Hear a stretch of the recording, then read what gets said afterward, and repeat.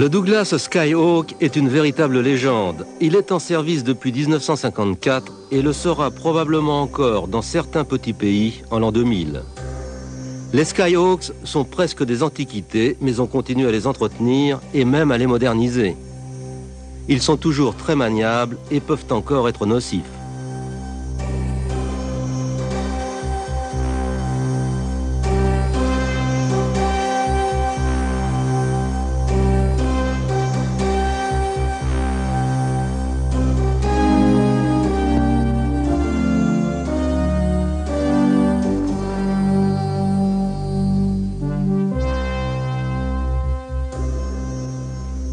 Depuis la Deuxième Guerre mondiale, la tendance est à des appareils de plus en plus gros et de plus en plus complexes.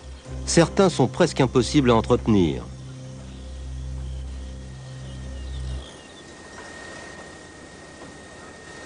Le chef du bureau d'études de Douglas, Ed Heinemann, qui a senti venir cette dérive, s'en est inquiété. Les avions coûtaient de plus en plus cher à l'achat et à l'utilisation. Il fallait aussi dépenser beaucoup d'argent dans la formation du personnel et souvent en pure perte, car les spécialistes militaires étaient très demandés par l'aviation commerciale.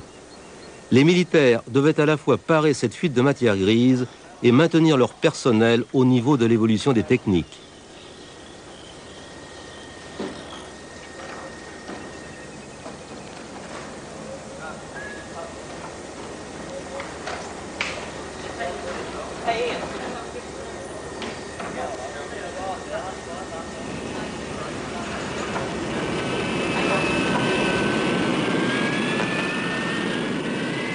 Heinemann était convaincu qu'on pouvait échapper à cette fuite en avant.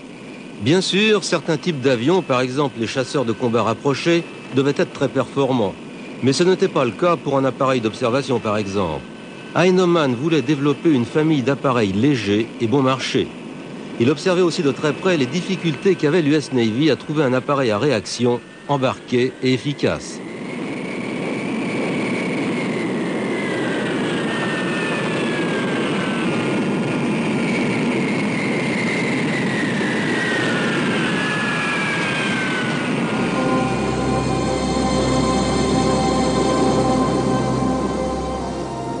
Son petit appareil sera capable d'en remontrer à des avions bien plus connus que lui. L'analyse de départ de Heinemann était juste pour l'essentiel. Au départ, la recherche parallèle du moindre coût et de la plus grande légèreté a posé quelques problèmes, mais finalement, sa cellule sera une grande réussite.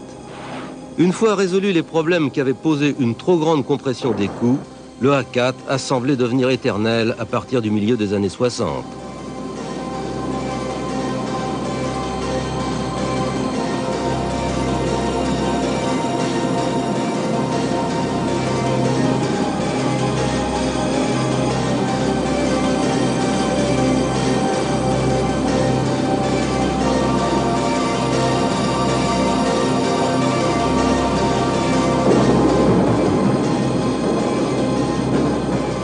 C'est en janvier 1952, au cours d'une réunion au Pentagone, que Ed Heinemann a tracé les grandes lignes de son projet d'intercepteur léger embarqué.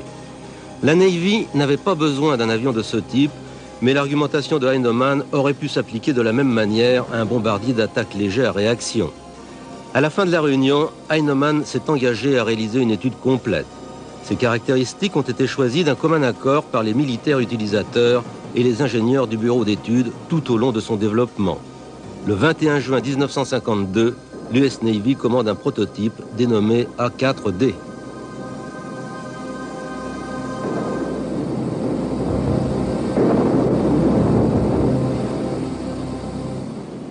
Il s'agissait d'un appareil d'attaque de jour, léger, embarqué, monoplace, monomoteur et à haute performance. Il devait pouvoir effectuer des bombardements en piqué, des missions d'interdiction et des opérations d'appui-sol. Il devait pouvoir emporter aussi bien des armes conventionnelles que des charges nucléaires. Il devait pouvoir attaquer des objectifs navals ou terrestres avec ou sans la protection de chasseurs d'escorte. Il devait aussi être très simple, facile à fabriquer et facile à entretenir.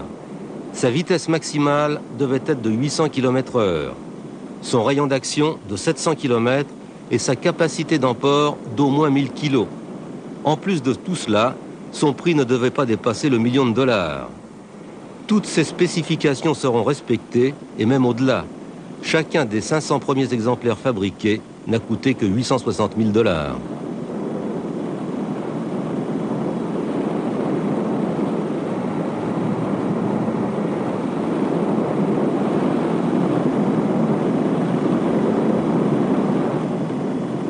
En octobre 1953, son évaluation était terminée. 19 exemplaires de production sont commandés alors que des prototypes sont encore en cours de fabrication.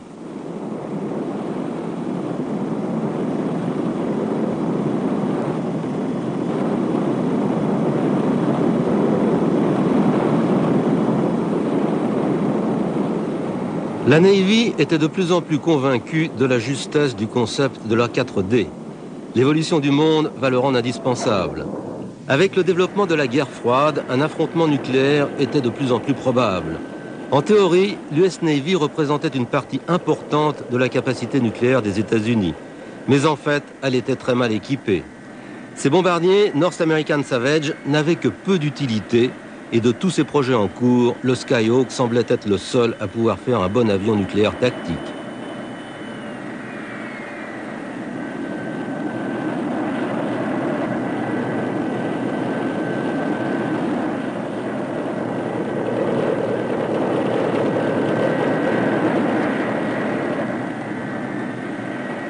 Par chance, les contraintes du nucléaire n'ont pas complètement dominé sa conception.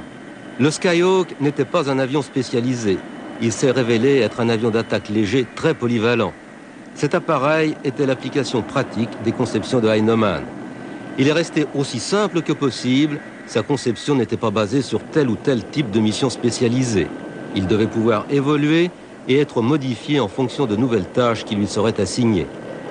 Sa cellule était construite de manière modulaire. Ses différentes parties étaient facilement démontables pour procéder aux opérations d'entretien. Pour réduire son poids, des systèmes entiers avaient été éliminés. En diminuant sa taille, on est arrivé à le faire entrer dans les monts de charge des porte-avions. Cela a permis d'éviter le poids et la complexité des voilures repliables. Son train d'atterrissage rétractable vers l'avant n'avait pas besoin d'un système hydraulique de secours. En cas de blocage, la gravité et la force de l'écoulement de l'air suffisaient à baisser les roues et à les bloquer en position basse. Ce parti pris de contrôle du poids ne s'est pas fait au détriment de la solidité de sa structure. Toutes ces recherches l'ont même rendu plus solide. Par exemple, des ailes Delta à faible envergure ont une structure simple mais très robuste car elles sont d'une seule pièce et sans mécanisme d'articulation compliqué. Sa voilure pouvait contenir plus de 2000 litres de carburant. Il n'y avait ni valve ni canalisation, ce qui faisait aussi gagner du poids.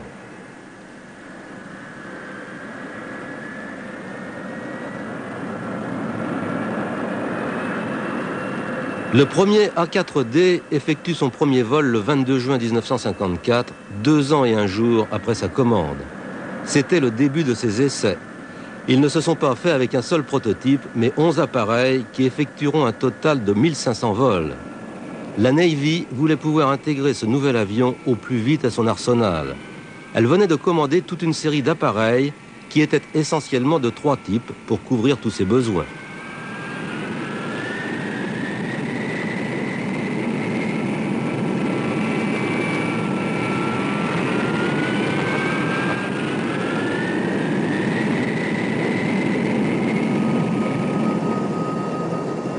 Il y avait en premier lieu un autre Douglas, le A3D Skywarrior. Les qualités de cet appareil étaient telles que l'US Air Force s'est senti obligé d'en acheter une version, le B-66. Il avait une soute à bombe intégrée, adaptée à des charges nucléaires, à des bombes conventionnelles ou à des mines. Il était subsonique, son rayon d'action était de plus de 1600 km, il pouvait décoller avec une charge de 6 tonnes. C'était à l'époque le plus gros avion embarqué. Dans la gamme des appareils d'attaque de la Navy, c'était le bombardier nucléaire stratégique à grand rayon d'action. Les premières études de l'A3D ont commencé en 1947. Il décolle pour la première fois en 1952. Après avoir satisfait à son programme d'essai, il a été mis en production. En 1954, Ed Heinemann a été décoré pour son travail sur le Skywarrior.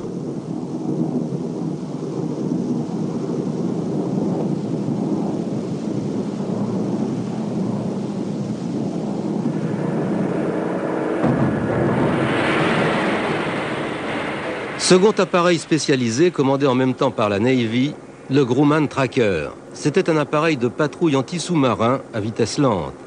Le Tracker combinait à la fois les fonctions de recherche et d'attaque.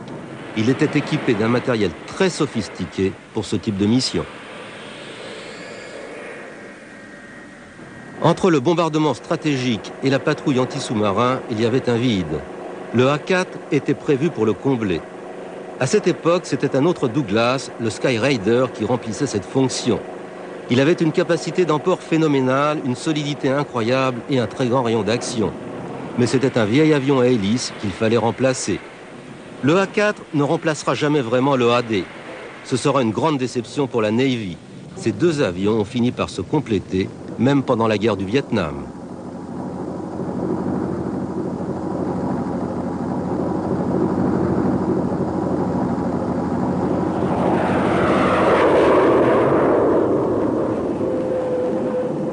Le Skyhawk est très vite passé des essais au service actif.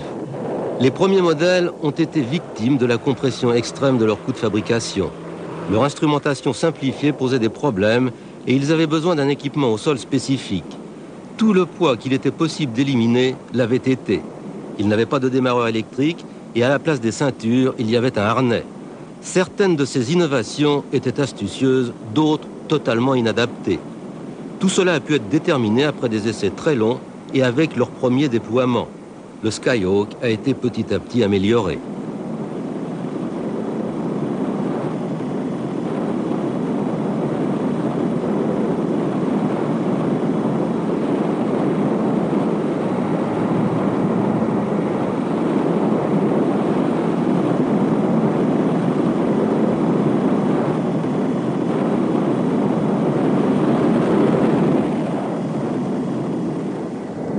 Heinemann ne s'intéressait pas qu'aux avions. Il a aussi beaucoup travaillé sur les systèmes d'attache de bombes, les systèmes de ravitaillement en vol ou les sièges éjectables.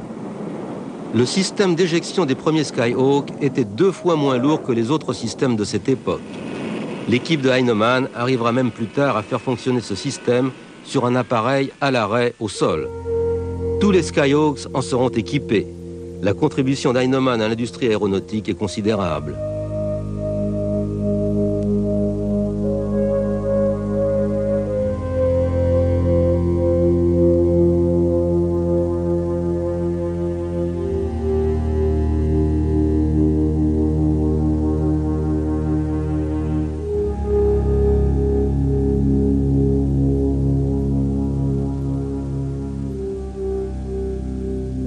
Sans des dirigeants qui lui font confiance, un ingénieur est incapable de faire preuve de son talent. La carrière d'Heinemann est une preuve du courage et de la prescience de Douglas. Sa capacité à prendre des risques en a fait une des entreprises les plus florissantes de toute l'industrie aéronautique. Mais elle a aussi causé sa perte quand Douglas a pris des risques encore plus grands dans le secteur des appareils commerciaux.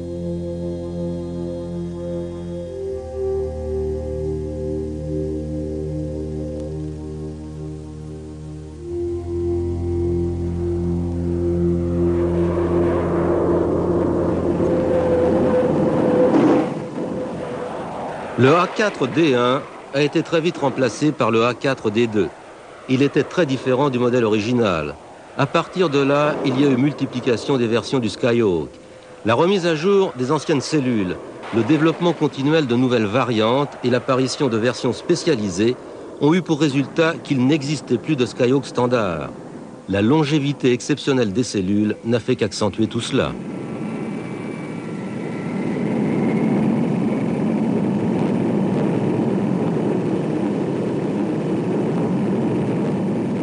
Le A4D2 décolle pour la première fois en 1956. 28% de sa structure avait été modifiée. Le modèle suivant apparaît en 1958. 2 autres versions avaient été développées et abandonnées avant même qu'il ait pu voler.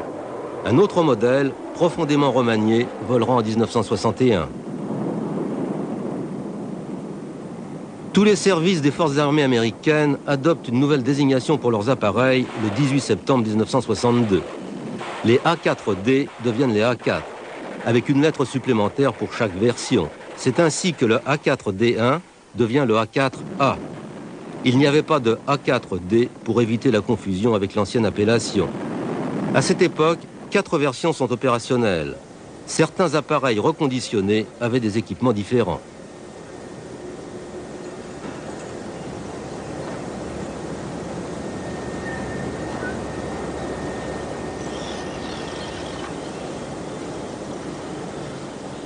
La Navy réclamait depuis longtemps une version biplace, mais n'arrivait pas à convaincre le Congrès. La Navy soutenait qu'un A4 biplace était idéal pour la formation, l'entraînement à la navigation et certaines missions de combat.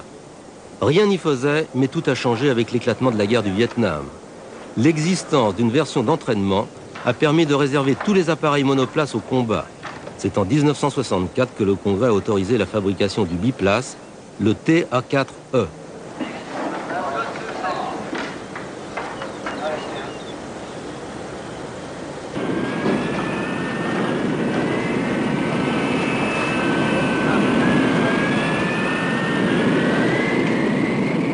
Son fuselage était allongé de 60 cm pour pouvoir y installer un deuxième siège. D'autres modifications ont été testées sur le prototype. Elles ont été très vite incorporées aux versions précédentes et intégrées sur les exemplaires en construction. Parmi toutes ces innovations, un nouveau siège éjectable à hauteur zéro, des spoilers d'aile et un train avant pivotant commandé par le pilote.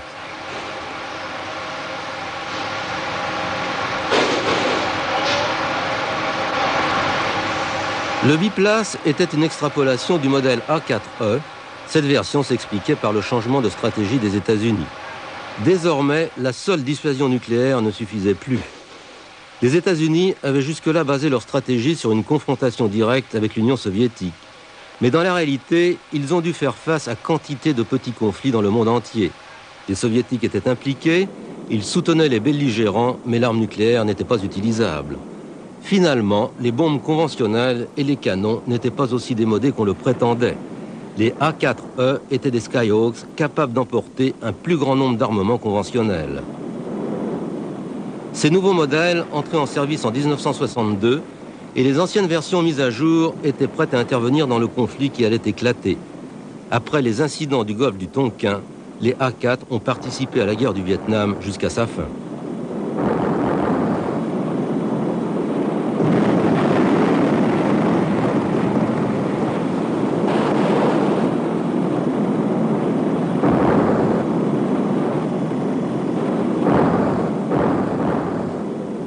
Les pilotes adoraient le Skyhawk. Il était agréable à piloter, rapide et maniable.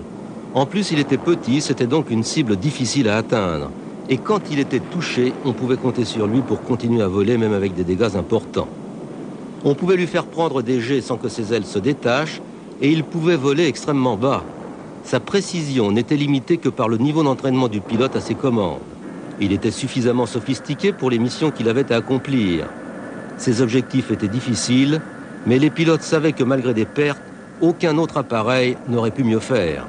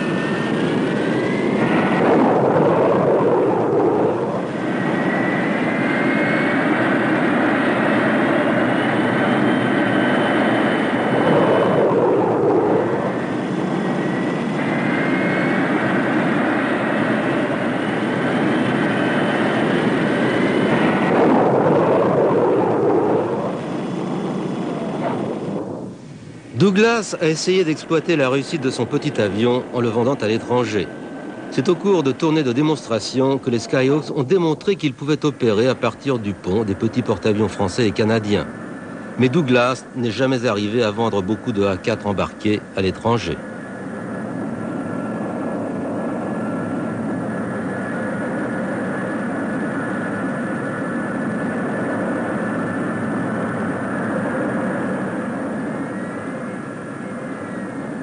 Douglas a longtemps cherché des acheteurs pour une version spéciale OTAN remotorisée. Mais le marché n'était pas favorable au petit Douglas. Peu de pays avaient des porte-avions et parmi ceux-ci, certains comme la France avaient leur propre constructeur aéronautique.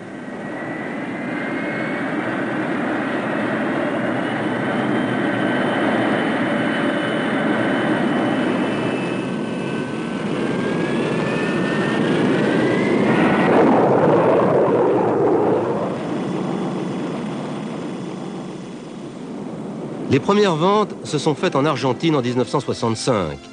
Il s'agissait d'anciennes versions B de l'US Navy destinées à l'armée de l'air argentine et de quelques appareils pour l'aéronavale. Les premiers à commander des appareils neufs ont été les Australiens en 1967. Mais la marine australienne n'avait qu'un seul porte-avions et la commande ne portait que sur 10 appareils, y compris 2 biplaces.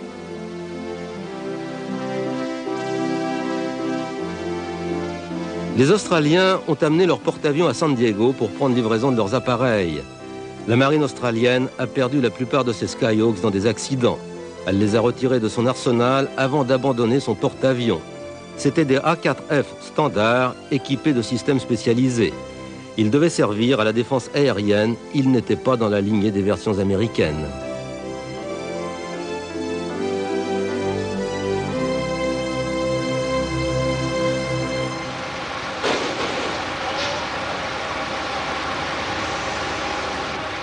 Autre client, la Nouvelle-Zélande. Les Néo-Zélandais n'avaient pas de porte-avions, mais ont senti que c'était une bonne affaire. Ils ont modernisé leur parc de Skyhawk. Ils ont même cherché à en racheter d'autres. Comme Singapour et Israël, ils appréciaient les performances et la robustesse de cet appareil. Ils ont compris l'avantage qu'ils avaient à le conserver et à le moderniser pour en faire une arme moderne et spécialisée, utilisable aujourd'hui dans n'importe quel contexte.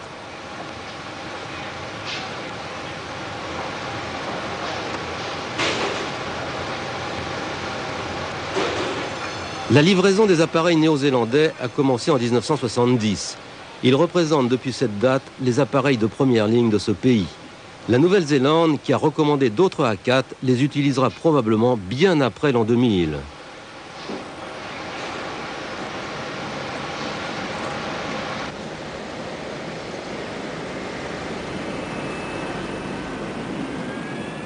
Les autres utilisateurs de Skyhawks sont l'Indonésie, le Koweït, la Malaisie, Singapour et Israël. Les appareils koweïtiens, argentins et israéliens ont participé à des combats avec des résultats variables. L'Irak a écrasé le Koweït et les Argentins ont envoyé leurs appareils au suicide contre les Britanniques dans les Malouines. En revanche, les Israéliens, qui avaient une force plus importante, mieux entraînée et une plus grande variété d'appareils, ont su exploiter les qualités du A4. Mais les États-Unis ont été les seuls à déployer des A4 sur porte-avions pour des missions de guerre.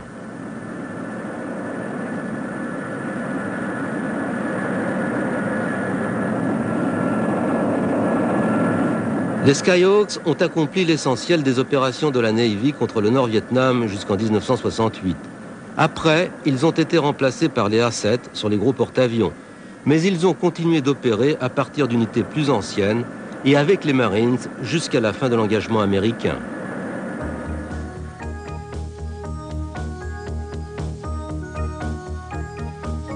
Les A4 embarqués ne manquaient pas de cible car leur objectif était de paralyser le système de communication du Nord. C'étaient des Skyhawks qu'on envoyait contre les ponts et les autres points sensibles. Le réseau routier vietnamien était surveillé en permanence et un nouveau raid était déclenché avant la fin de toute réparation. Plus tard, les Skyhawks s'attaqueront à d'autres infrastructures essentielles telles que des centrales électriques.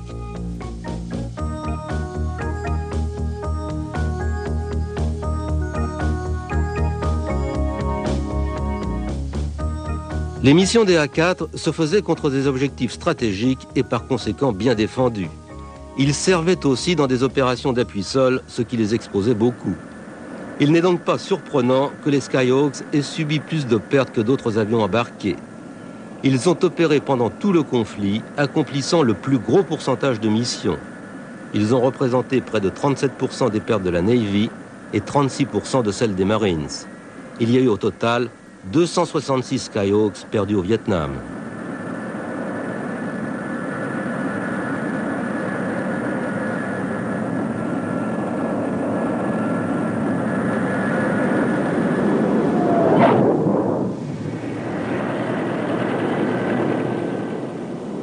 Malgré toutes ces améliorations, le Skyhawk est resté un avion petit et léger. À vide, le modèle E pesait moins de 5 tonnes. Il pouvait emporter au maximum 4 tonnes d'armement. Beaucoup moins la plupart du temps, surtout les appareils des Marines obligés d'utiliser des pistes sommaires. Le ravitaillement en vol était une des clés de leur efficacité. Selon Heinemann, un avion devait décoller avec tout ce dont il avait besoin pour sa mission. L'avion lui-même devait rester aussi simple et modulable que possible. Réduire la quantité de carburant embarqué au décollage permet de charger plus d'armement. Un pourcentage important du carburant est consommé pour la montée et la mise en formation. Le ravitaillement en vol était indispensable, sinon il aurait fallu utiliser des réservoirs extérieurs et réduire d'autant son armement.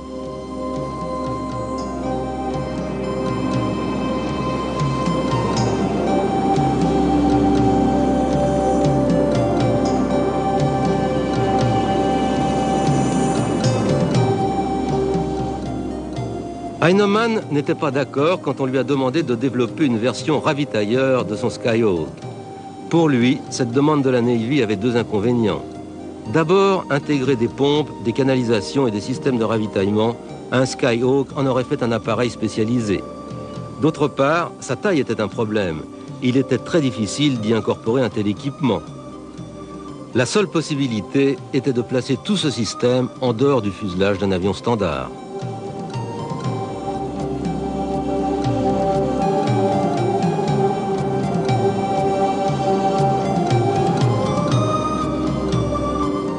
Les ingénieurs de Douglas sont arrivés à mettre au point un réservoir de ravitaillement profilé d'une capacité de 1140 litres. Il pouvait se fixer au point d'attache prévu pour les bombes. Ce système était censé fonctionner indépendamment de l'alimentation électrique de l'appareil. Une petite hélice à l'avant du réservoir fournissait l'énergie électrique nécessaire aux pompes et aux treuils du tuyau. Cet équipement autonome de ravitaillement, surnommé Body Store, était une nouvelle preuve de l'inventivité du bureau d'études Douglas.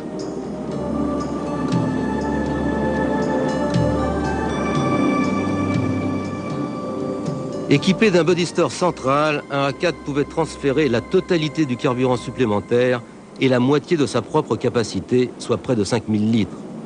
L'opération devenait tout à fait rentable. La puissance des appareils embarqués se trouvait renforcée. Le système a été utilisé couramment et pas uniquement pour ravitailler d'autres Skyhawks. Ce système a également été monté sur d'autres types d'avions.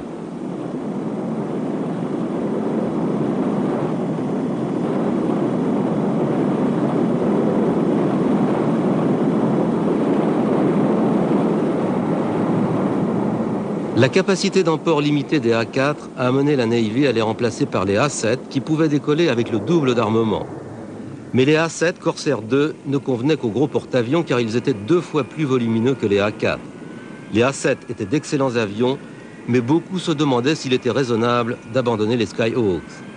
Cette décision a pourtant été prise en 1963 et la mise à la retraite des A4 a commencé au plus fort de la guerre. Ils n'ont continué d'opérer que sur les navires trop petits pour accueillir les corsaires.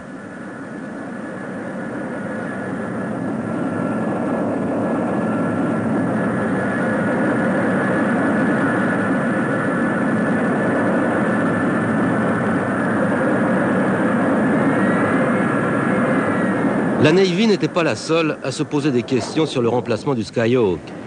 Les Marines, eux, ont tout simplement refusé le Corsair. Selon eux, le A7 était inadapté pour opérer à partir de pistes sommaires et très courtes. Il coûtait trop cher et son équipement sophistiqué ne convenait pas. C'est un A4 qui a effectué les dernières missions des Marines au Vietnam.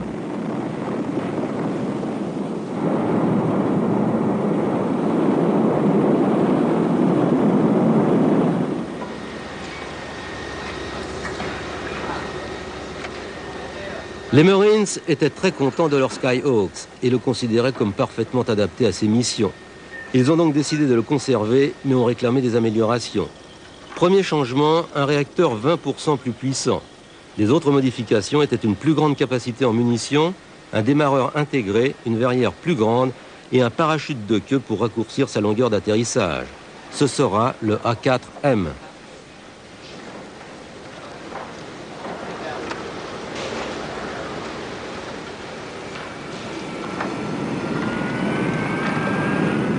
Ce programme est autorisé en mai 1969. Il décolle 11 mois plus tard, le 10 avril 1970, avec Walt Smith à ses commandes.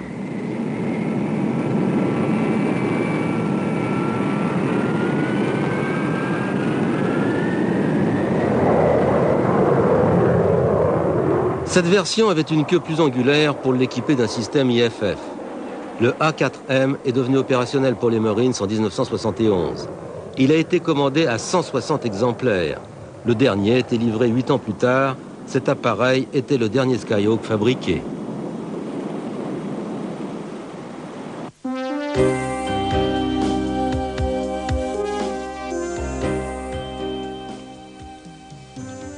Les Marines n'ont pas été les seuls fidèles du Skyhawk. C'était aussi l'appareil de la patrouille acrobatique de la Navy, les Blue Angels. Ils ont gardé cet appareil 13 ans, entre 1974 et 1987. Quand les Blue Angels ont commencé à utiliser des A4, la Navy avait depuis longtemps arrêté d'en acheter. Le dernier monoplace livré à la Navy date de 1967. Les Blue Angels ne s'en sont séparés que 20 ans plus tard.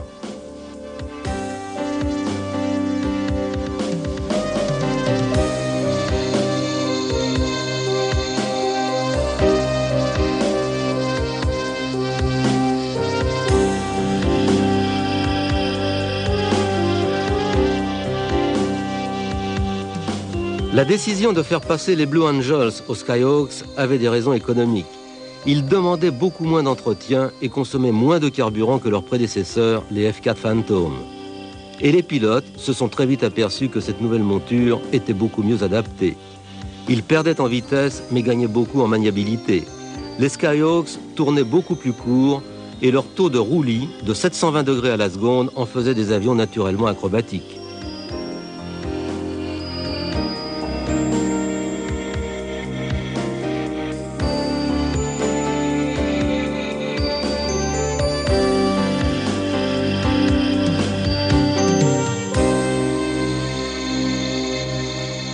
Les Blue Angels appréciaient le peu d'entretien que demandait l'A4. Ils pouvaient accomplir des tournées de 2 semaines avec seulement 27 personnes pour s'occuper de leurs 7 Skyhawks et de leur Hercules de transport. Avec cette petite équipe de maintenance, les Blue Angels arrivaient à effectuer environ 80 démonstrations par an. Et cela avec un appareil conçu 20 ans avant sa première démonstration et qui en avait 35 lorsqu'il a été remplacé par le FA-18 Hornet.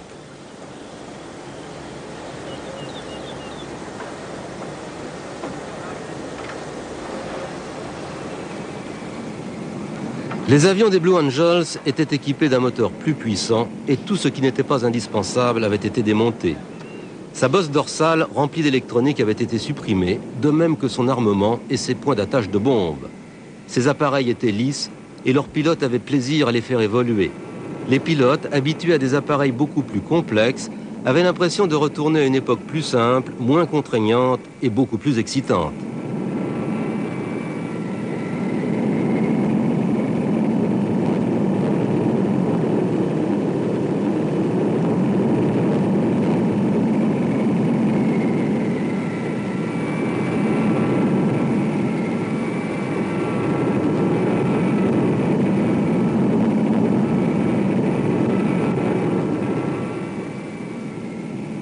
La solidité et la simplicité de construction du Skyhawk avaient permis de réduire tout à la fois son poids et son prix.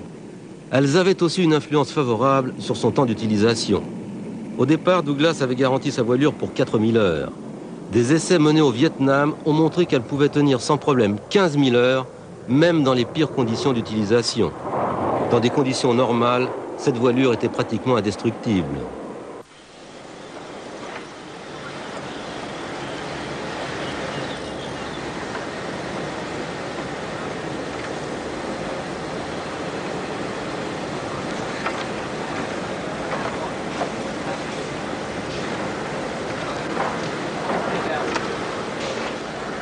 Cela explique que les Skyhawks ont duré plus longtemps que prévu et qu'ils encaissaient sans broncher les pires dommages.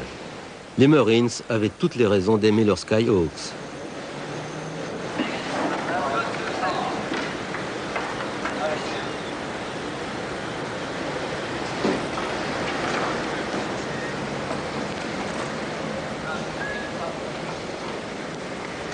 Le A4M des Marines a été une très bonne surprise, même pour les inconditionnels de cet appareil.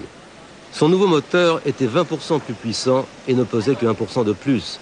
Sa consommation était à peine supérieure. Il était plus facile à utiliser sur des terrains courts. Des pistes de 1200 mètres lui suffisaient.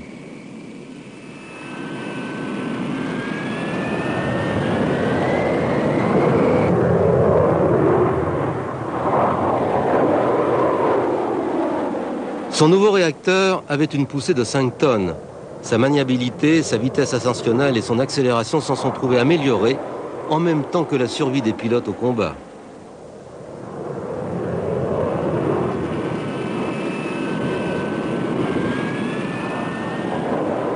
À vide, le A4M pesait moins de 5 tonnes. À pleine charge, près de 11.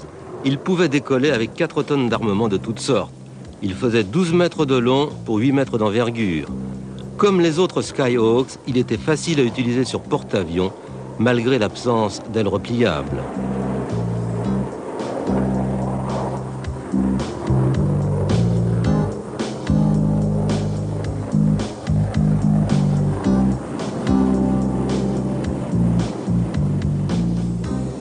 Les premiers Skyhawks n'avaient que 3 points d'emport, mais à partir des modèles E, qui avaient une voilure renforcée, 2 points supplémentaires ont été ajoutés.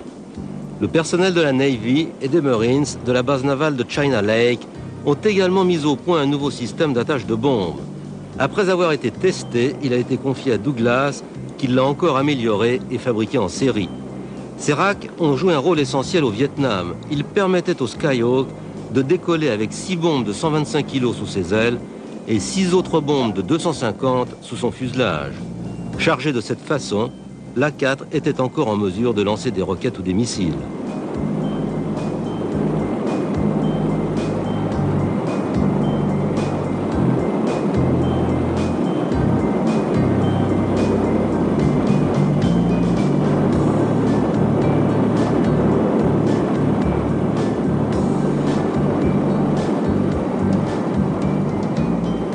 Ces modèles M ont donné aux Marines la capacité d'attaque au sol et d'appui rapproché dont ils avaient besoin.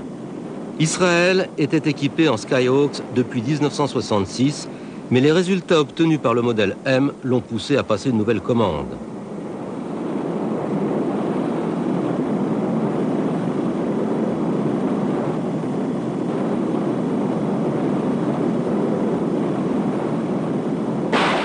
La version destinée à Israël était pratiquement identique à celle des Marines.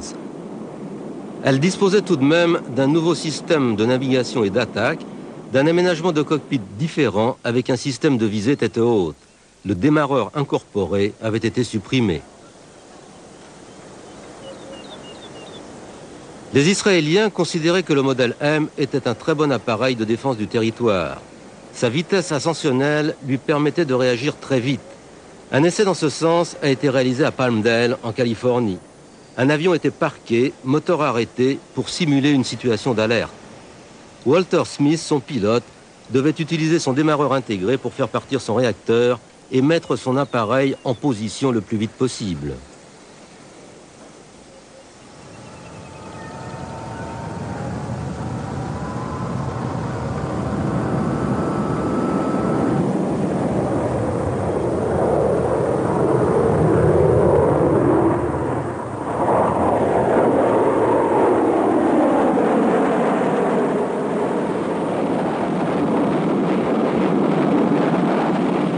Il s'agissait de prouver que le Skyhawk serait opérationnel à 3000 mètres d'altitude moins de 2 minutes après le déclenchement de l'alerte.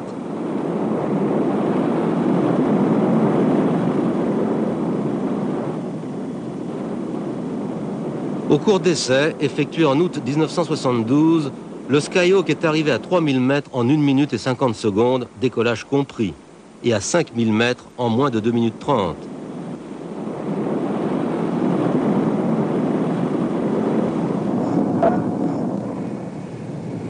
Ces démonstrations ont mis en valeur sa nouvelle motorisation qui lui donnait une nouvelle jeunesse. Cet appareil vieux de 20 ans aurait dû être complètement dépassé, mais en réalité, c'est sa longévité qui expliquait sa compétitivité. Tous ses défauts avaient été corrigés, son agilité encore améliorée par son nouveau moteur et sa capacité d'attaque ne dépendaient plus que des armements extérieurs qu'on lui fixait.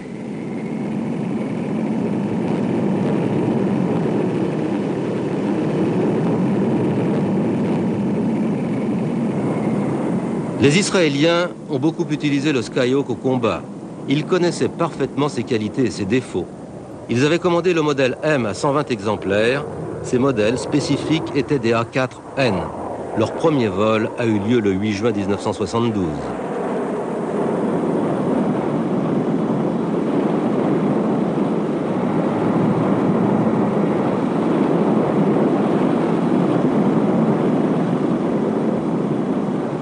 Pour mettre en valeur ces améliorations, le service marketing de Douglas avait appelé les modèles M et N les Skyhawks 2. Mais malgré tous leurs efforts, il n'y aura que le Koweït pour en commander en dehors d'Israël. Cette version était considérée comme la meilleure de tous les Skyhawks.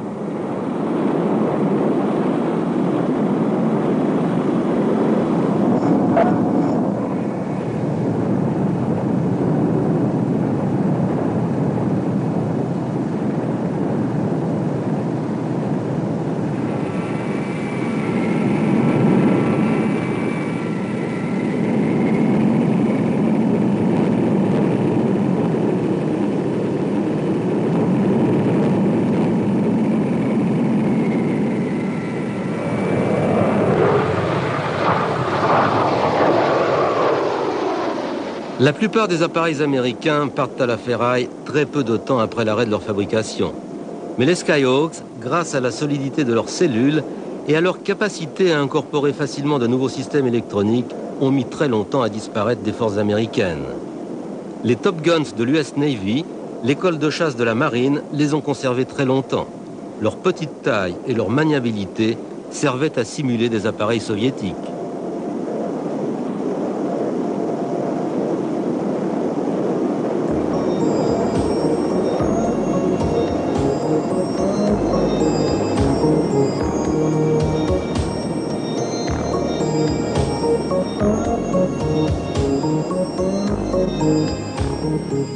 Leur affrontement avec des appareils beaucoup plus modernes et beaucoup plus sophistiqués constituait un très bon entraînement car beaucoup de pays dans le monde disposent d'anciens avions russes comparables aux Skyhawk. Cette technique d'entraînement devrait éviter dans l'avenir aux pilotes américains de se retrouver dans la même situation de faiblesse qu'au début du conflit du Vietnam.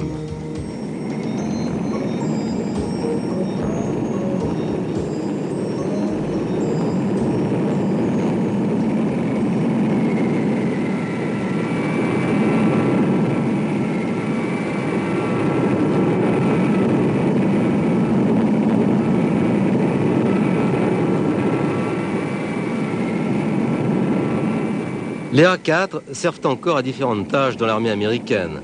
La version d'entraînement est encore largement utilisée.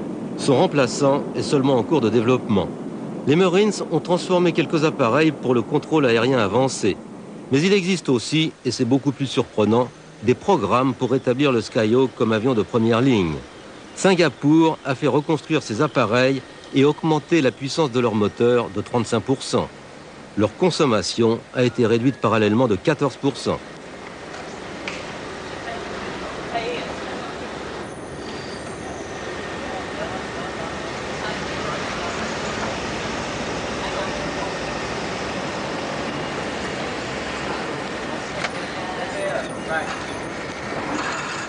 Le 2 millième A4 est sorti des chaînes de montage le 10 juillet 1967. Le dernier Skyhawk a été livré le 27 février 1979. Il y a eu au total 2960 exemplaires fabriqués en 26 ans. Il a existé en 17 versions différentes, 2405 bombardiers, 555 appareils d'entraînement.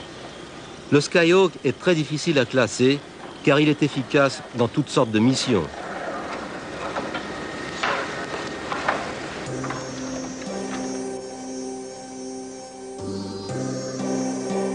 Le Skyhawk fêtera ses 50 ans en 2002 et il sera certainement toujours là. Sa place dans l'histoire de l'aviation est d'ores et déjà assurée.